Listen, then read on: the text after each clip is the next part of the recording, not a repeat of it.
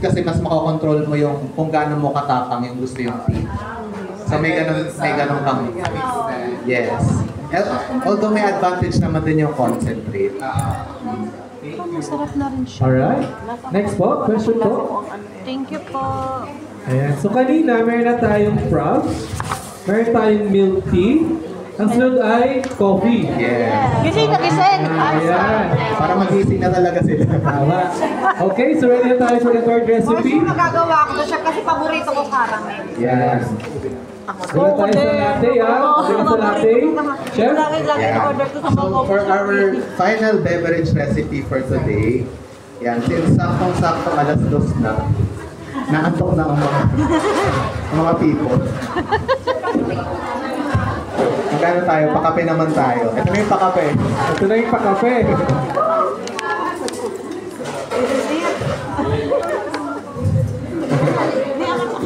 Kaso, ano lang din ko, isang shot din pa yung kape. Shot puno. Shot lang daw, shot puno. Yan. So, for our next recipe, gagawa tayo ng iced caramel espresso latte. Yan. So, first, prepare tayo ulit ng cup. Wawal natin siya ulit. So, as you can see, yung sauce and syrups natin very stable siya when you wall in your cup. So, gusto nyo ng aesthetic shots, ganyan. Instagram, pang my day. Diba? Aesthetic. Yan.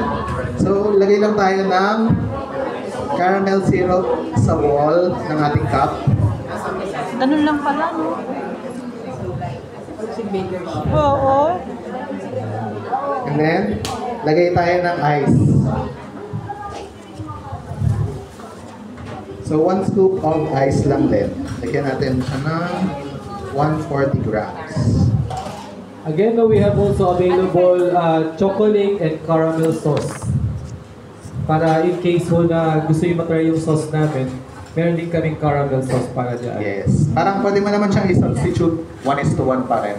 Alright. So, kung kunyari, syrup yung nakalagay dyan, pwede siyang pang i-substitute ng sauce. Okay. So, meron na siyang yellow and meron na siyang walling na caramel syrup. Prepare natin yung ating base. So, for this one, lagay lang tayo ng barista milk ulit. 100 grams or 3 ounces.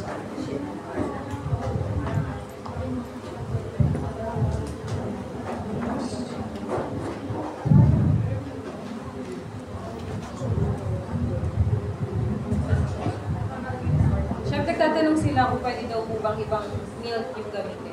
Yes, pwede naman. Kung kunyari may mga restrictions kayo, allergies, pwede naman siyang palitan. Kunyari, oat milk, soy milk. Kasi yung iba daw po kasi anyway, hindi daw po hard. Hindi. Okay lang naman. Basta may baker's skill. Pero yung beer spill di po pwede palitan. Actually, hindi magiging same yung lasa. Iba yung lasa. Palitan ng lahat, huwag lang yung Bakersfield. Yan. So, may milk na tayo. French vanilla flavoring ulit. Bentang-benta ang French vanilla, no? Nagamit Kasi ano siya, sobrang readily easy to mix with other flavors. So parang magiging ano lang siya. So for today's demo, siya yung ating best supporting actress. Dami kong ganyan, may puro bigay lang nila. Yeah. Kahit sa Ganda niya. Ang pamali lang ginagamit sa kanya. Oo, yan. Tapos simple syrup, 1 ounce lang. May Yun lang. fructose din po si ano. Makabili nga. So kung meron Gustong gusto, tapos nung one time, humingi yung kapatid ko. Pinatry ko sa kanya yan. Ay, ayaw And then, na ibigay sa akin. caramel syrup.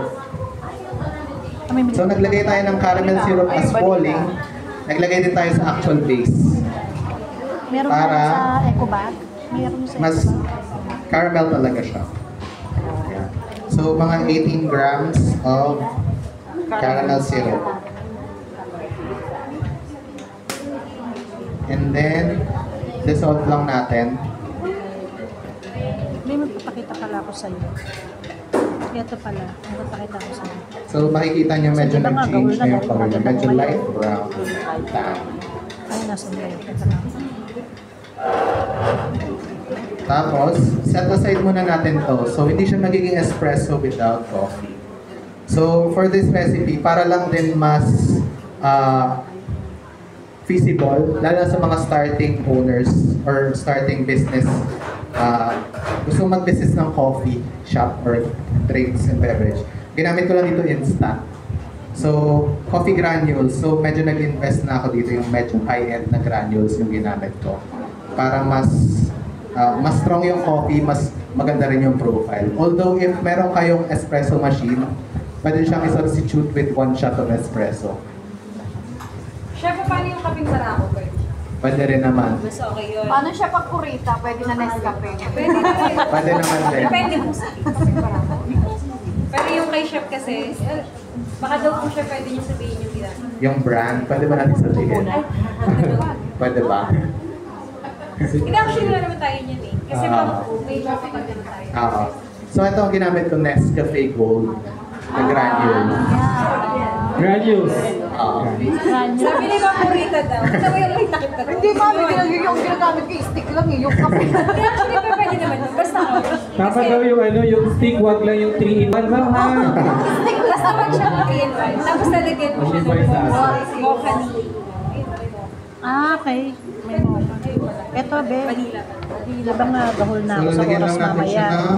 So ang ratio ko ito, 3 grams ng granules, Kandila na lang yung saksa. 32 grams ng water. Yan. Oo, okay lang ba yan? Okay lang. Pwede daw po yung granules, pwede yung barako, pwede yung Stick, pwede yung espresso. kung anong kape niya.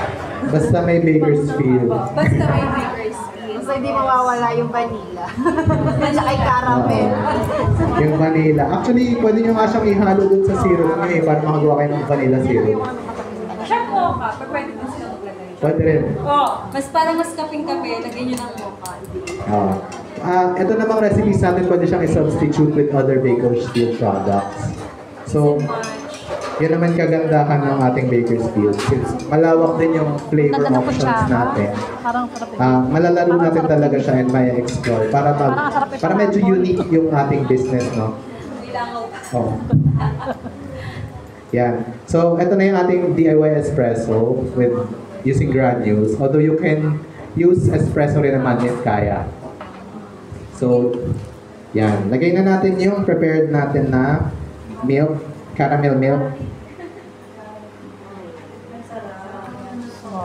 And then, yung espresso shot natin.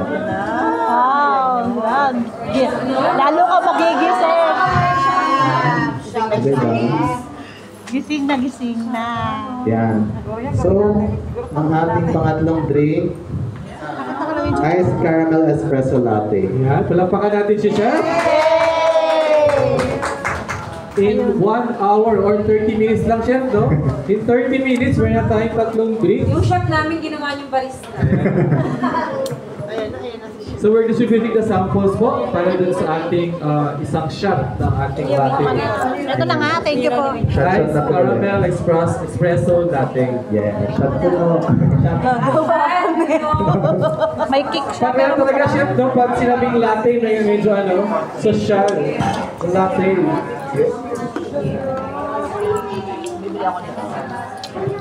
Masarap. Pasa-pasa. May mga owners na po ba dito ng cafe? Si Sir, alam ko nagbi-milk tea. Nagbi-milk tea ka, Sir, no? Coffee day. Kaya mas madali na sa'yo, Sir, i-mixan yan. Tapos na natin para mamaya. Tama, sir. Chef, ang sarap! Ma'am, paano po yung masarap, ma'am? Pakibidyo nga si ma'am. Serve daw, chef. Sarap. Ayan.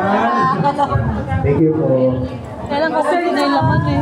Mami-mix and match muna. Actually, Sir, lahat ng Chef, bitin! water-based kasi siya. Okay.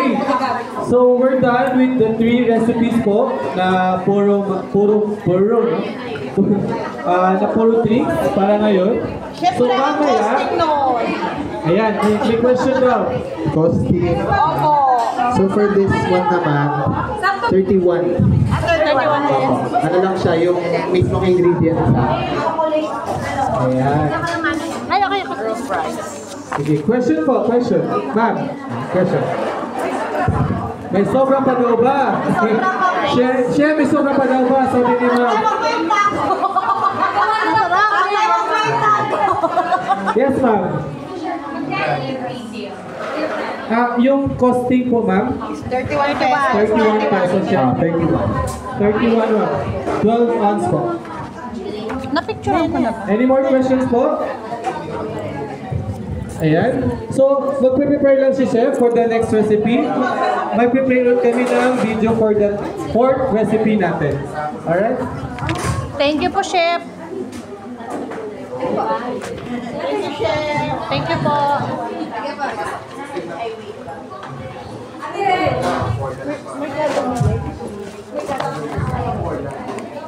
May